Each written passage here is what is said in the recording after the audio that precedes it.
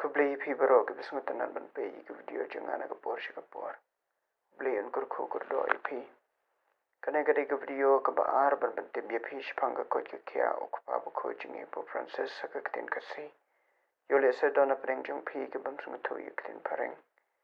Ergum ke jing te bau po Francis udang sha somar ha hospital ka milie po rom. Nadu ke khatsau tarik urum phang ara jarab san. Mar ke jing pang bronchitis kabla kala long ka double pneumonia. Wala ke jing long jing man jing u ka long ka bajor. Andri ukpa bu ko jingi balada pra snam kerta. Udang kibet udang ibet ibyang. Udang don kam sem ko beskem.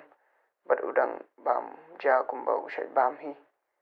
Udang yo ke jing ko jing kya. Da ka high flow oxygen therapy.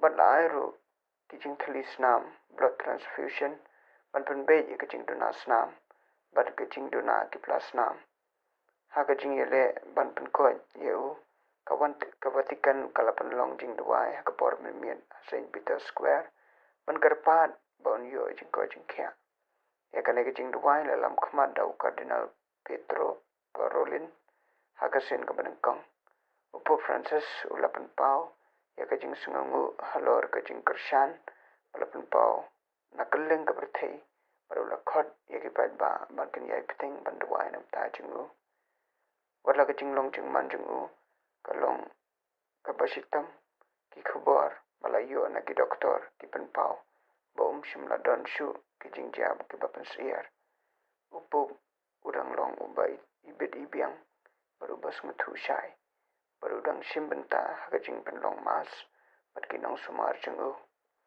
ko Vatican kalakan taj ya kajing keno bau po on resign naka dao kajing pang tungini kershan yo ko pa khoi leng pa kajing dua jungi malakasngi knang bo ndom laban yo ya kata kamet ka khoi ka bakya ba un laban sunshar ya upai Kristan Katolik